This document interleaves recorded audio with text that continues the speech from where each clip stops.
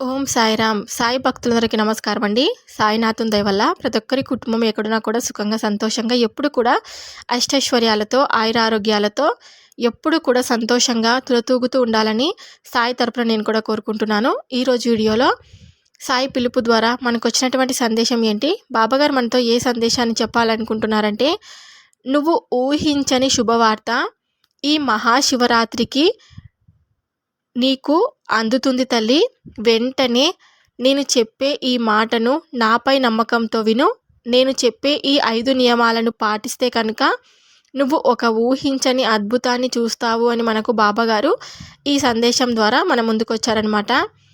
బాబాగారు ఇలా ఎందుకు చెప్తున్నారని మనం సాయి మాటల్లోనే తెలుసుకుందాం. వీడియో స్టార్ట్ చేసే ముందు ఒక చిన్న రిక్వెస్ట్ అండి.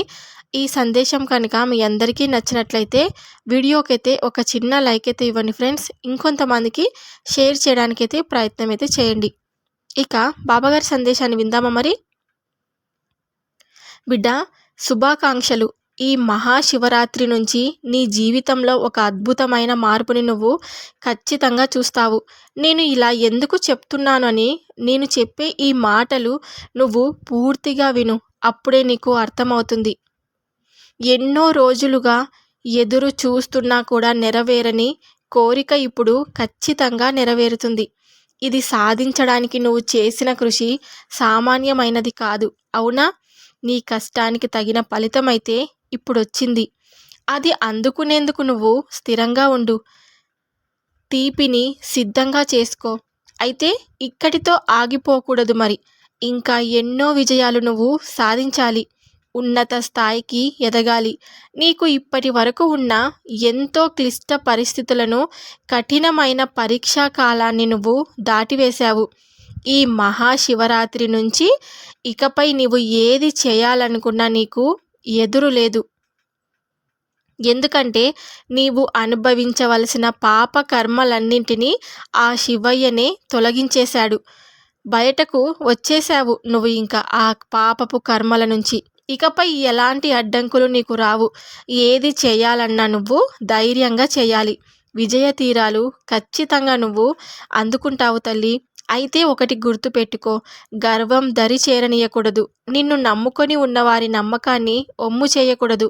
కష్టకాలంలో సహాయపడిన వారిని మర్చిపోకూడదు. నీవు స్థిరపడిన తర్వాత ఇంకొందరి ఎదుగుదలకు నువ్వు చేయూతనివ్వాలి. ఇప్పుడు నువ్వు సాధించిన ఉద్యోగమైనా ఇంకేమైనా సరే నిన్ను, నీ కుటుంబాన్ని కూడా సంతోషాలతో ఉంచుతుంది. స్థిరమైన మొదటి మెట్టు నువ్వు ఎక్కావు. ఇక వచ్చిన ప్రతి అవకాశాన్ని అందుకొని విజయ పతాకం ఎగరవేస్తావు.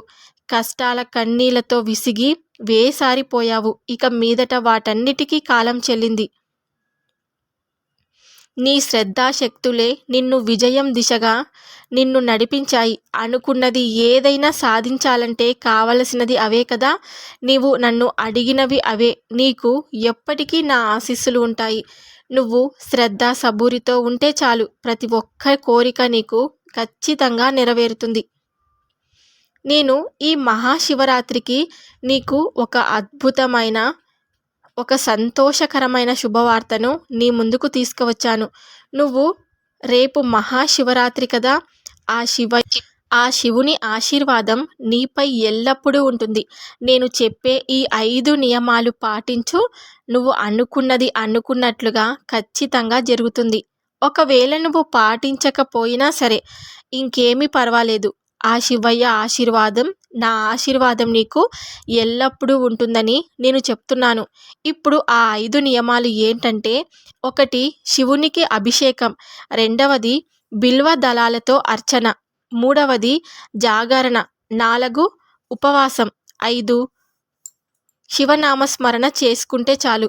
ఒకవేళ మీరు అభిషేకం చేయకపోయినా పర్లేదు, ఇంకా బిల్వ దళాలతో అర్చన చేయకపోయినా పర్లేదు, ఇంకా ఉపవాసాలు, జాగరణలు ఇవేమీ చేయకపోయినా పర్లేదు. కానీ నేను ఒక చిన్న ఈ పని చేస్తే చాలు. ఇప్పుడు నేను చెప్పినటువంటి ఈ పంచాక్షరి మంత్రాన్ని మీరు పఠిస్తూ ఉంటే చాలు. ఆ పంచాక్షరి మంత్రం ఏంటంటే, ఓం నమ శివాయ అని కానీ, శివనామాలను కానీ స్మరిస్తూ అభిషేకం అయితే చేయొచ్చు. లేకపోతే మీరు ఉపవాసం చెయ్యలేము, మేము రోజంతా ఉండలేము అనుకున్న వాళ్ళు ఎవరైనా సరే ఓం నమ శివాయ అనే పంచాక్షరి మంత్రాన్ని స్మరిస్తూ ఉంటే చాలు. రాత్రంతా నిద్రపోకుండా శివనామస్మరణ చేస్తూ శివుని కథలు వింటూ జాగరణ అయితే చేయాలి. మరుసటి రోజు స్నానం చేసి అన్నం, కూరలు ఇంకా ఏవైనా సరే మీకు నచ్చినవి మీరు వండుకొని ఆవు చుట్టూ ఒక 3 ప్రదక్షిణలు చేసిన తర్వాత మీరు ఆహారం తీసుకుంటే చాలా మంచిది. శివ పూజ అంతా పూర్తయిపోయిన తర్వాత శివ పూజను 108 నామాలతో చేశారా, సహస్రనామాలతో చేశారా అన్న దానితో సంబంధం ఉండదు. శివ పూజ పరిపూర్ణం కావాలి అంటే ఆగమ తత్వవేత్తలు అయినటువంటి పెద్దలు చెప్పే మాట ఒకటే, 8 నామాలతో పూజ చేస్తే చాలు. అవి ఏంటి అంటే భవాయ దేవాయ నమః, శర్వాయ దేవాయ నమః, ఈశానాయ దేవాయ నమః, పశుపతయే దేవాయ నమః, రుద్రాయ దేవాయ నమః, ఉగ్రాయ దేవాయ నమః, భీమాయ దేవాయ నమః, మహతే దేవాయ నమః. ఈ 8 నామముల చేత శివ పూజ పూర్తి అయిపోతుంది. ఒకవేళ మీరు 108 నామాలు చెప్పుకోలేకపోతే ఇప్పుడు నేను చెప్పినటువంటి ఈ 8 నామాలతో మీరు శివుని పూజ చేసుకుంటే చాలు, మీకు అంతా మంచి జరుగుతుంది. ఒకవేళ మీకు వీలైతే మారేడు దళాలు లేదా బిల్వ పత్రాలు, పండ్లను సమర్పించండి. మీకు ఒకవేళ వీలు కాకపోయినా సరే కనీసం పూలను, పండ్లను అయినా సమర్పించవచ్చు.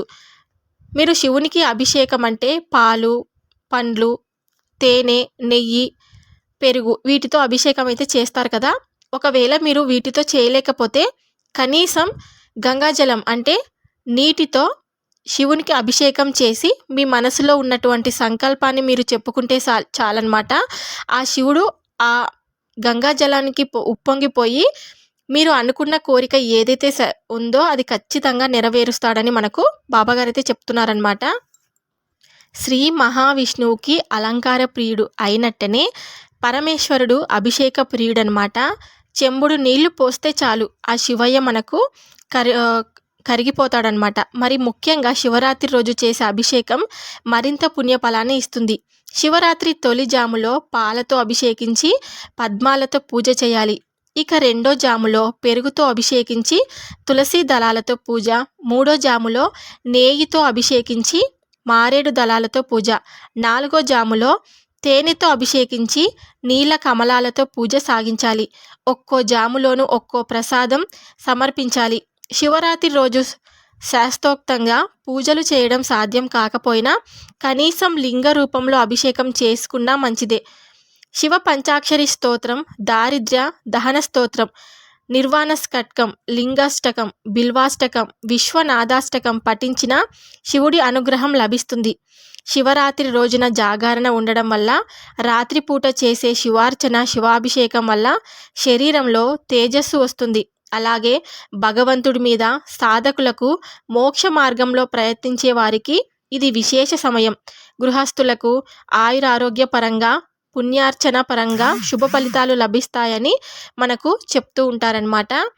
ఇలా మనము శివుడికి కనీసం ఏమి అభిషేకం చేయకపోయినా గంగాజలంతో అభిషేకం చేసి ఆ శివుడికి ఎంతో ఇష్టమైన బిల్వపత్రాలను సమర్పించి ఆ శివునికి ఎంతో ఇష్టమైన ప్రీతికరమైన 3 కన్నులు కలిగిన టెంకాయ, అంటే మనకు టెంకాయకి 3 కన్నులు ఉంటాయి కదండి, ఆ కొబ్బరికాయను కొట్టినా చాలన్నమాట.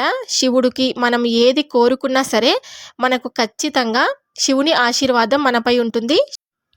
శివుని ఆశీర్వాదం మనపై ఉండడమే కాకుండా మనం ఏది కోరుకున్నా సరే, అంటే ఏ సంకల్పం మనసులో అనుకుని మనము పూజ చేసింటామో ఆ సంకల్పం ఖచ్చితంగా నెరవేరుతుందనమాట. ఇప్పుడు నేను చెప్పినటువంటి ఈ 5 నియమాలను పాటించి మీరు పూజ చేసుకోండి. ఒకవేళ పాటించకపోయినా పర్లేదు, కనీసం పంచాక్షరి స్తోత్రాన్ని మనసులో అనుకుంటూ ఉంటే చాలన్నమాట. అంటే ఓం నమ శివాయ అని శివనామస్మరణ చేసుకుంటే చాలు. ఖచ్చితంగా మీకు మహాశివరాత్రి రోజు నుంచి మీ జీవితంలో ఒక అద్భుతమైన ఊహించని శుభవార్తనైతే మీరందరూ ఖచ్చితంగా వింటారనమాట. బాబాగారు చెప్పినటువంటి ఈ సందేశం మీ అందరికీ నచ్చుంటుందని అనుకుంటున్నాను. నచ్చితే కనుక ప్రతి ఒక్కరూ వీడియోకైతే ఒక చిన్న లైక్ అయితే ఇవ్వండి ఫ్రెండ్స్. ఇంకొంతమంది సాయి భక్తులకు రీచ్ అవ్వడానికి ప్రయత్నం అయితే చేయండి. రేపు బాబాగారి పిలుపు ద్వారా వచ్చే సందేశంతో ప్రతి ఒక్కరం మళ్ళీ కలుద్దాం. అంతవరకు కూడా బాబాగారి ఆశీర్వాదం ప్రతి ఒక్కరిపైన ఉండాలని చెప్పేసి మనస్ఫూర్తిగా కోరుకుంటున్నాను. సర్వే జనా సుఖినో భవంతు. ఓం సాయిరామ్.